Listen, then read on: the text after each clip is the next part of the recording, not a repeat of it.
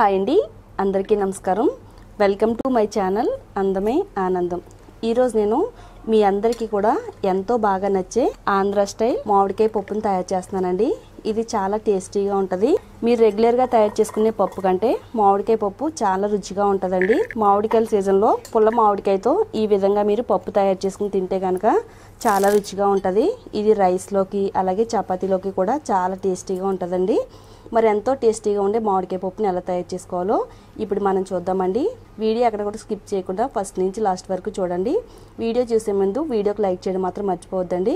అలాగే ఇలాంటి వంటల వీడియోస్ కోసం, బ్యూటీ టిప్స్ కోసం, హెయిర్ గ్రోత్ టిప్స్ కోసం మన ఛానల్ని తప్పకుండా సబ్స్క్రైబ్ చేసుకోండి. మీడియం సైజులో ఉండే పుల్లగా ఉండే ఒక మామిడికాయని తీసుకోవాలండి. మామిడికాయ పైన ఉండే పీల్ మొత్తం తీసేసుకుని సన్నగా తురుముకిని పెట్టుకోవాలండి. వెడల్పుగా ఉండే ఒక కడాయి తీసుకుని కడాయిని స్టవ్ పైన పెట్టుకుని స్టవ్ని మీడియం ఫ్లేమ్లో పెట్టుకుని ఒక హాఫ్ కప్ వరకు పెసరపప్పు తీసుకోవాలండి. ఒక అరకప్పు కందిపప్పును కూడా యాడ్ చేసుకోవాలండి. ఈ రెండింటిని స్టవ్ని మీడియం ఫ్లేమ్లో పెట్టుకుని బ్రౌన్ కలర్ వచ్చేంత వరకు వేయించుకోవాలి. వెజ్ తినే వాళ్ళకి కానీ నాన్ వెజ్ తినే వాళ్ళకి కానీ పప్పు అంటే చాలా ఇష్టం అండి. మామిడికాయ పప్పుని ఈ విధంగా తయారు చేసుకుని తింటే కనుక ఒక ముద్దకు 4 ముద్దలు చాలా ఎక్కువగా తింటారండి. అంత టేస్టీగా ఉంటుంది. ఇలా వేయించుకున్న తర్వాత పప్పు అంతా చల్లారిన తర్వాత 1-2 సార్లు శుభ్రంగా నీట్గా క్లీన్ చేసుకుందాము. ఇలా పప్పుని 1-2 సార్లు శుభ్రంగా నీట్గా కడుక్కున్న తర్వాత కుక్కర్లోకి తీసుకోవాలండి. తర్వాత ఇందులో మీడియం సైజులో ఉండే ఒక చిన్న టమాటాని చిన్న చిన్న ముక్కల కింద కట్ చేసుకుని యాడ్ చేసుకోవాలి.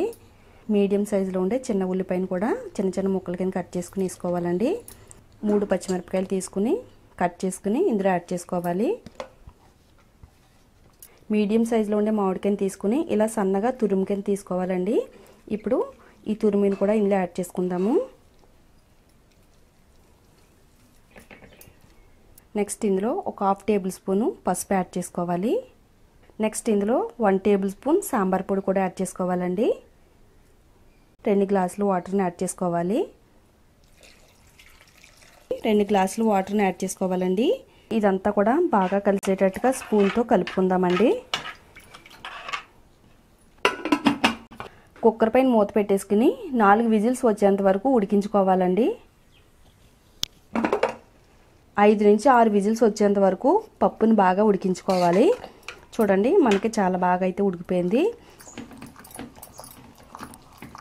తర్వాత రుచికి సరిపడినంత ఉప్పుని యాడ్ చేసుకోవాలి.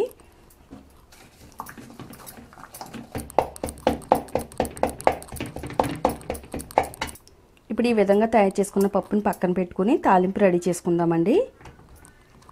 తర్వాత ఒక చిన్న కడాయి తీసుకుని అందులో ఒక 2 టేబుల్ స్పూన్ల వరకు ఆయిల్ వేసుకోవాలండి. ఆయిల్ కొంచెం వేడైన తర్వాత కొంచెం జీలకర్ర అలాగే కొంచెం ఆవాలని యాడ్ చేసుకోవాలండి. తాలింపులో వేసుకోవడానికి వెల్లుల్లిపాయలు అలాగే ఉల్లిపాయ, కరివేపాకు, ఒక 2 ఎండుమిరపకాయలు తీసుకుని చిన్న చిన్న కట్ చేసుకుని తాలింపు వేసుకోవాలండి.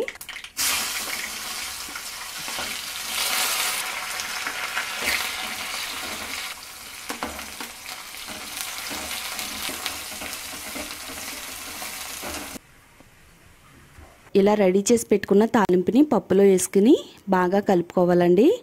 అంతేనండి, ఎంతో టేస్టీగా గుమగుమలాడే ఆంధ్ర స్టైల్ మామిడికాయ పప్పు అయితే రెడీ అయిందండి. ఈ పప్పుని చిన్నపిల్లల దగ్గర నుంచి పెద్దవాళ్ళ వరకు కూడా అందరూ ఎంతో ఇష్టంగా తింటారండి. తప్పకుండా మీరు కూడా ఇంట్లో ట్రై చేయండి. అలాగే వీడియో నచ్చితే లైక్ చేయండి. ఇలాంటి మరిన్ని వంటల వీడియోస్ కోసం మన ఛానల్ని సబ్స్క్రైబ్ చేసుకోండి. Thank you all.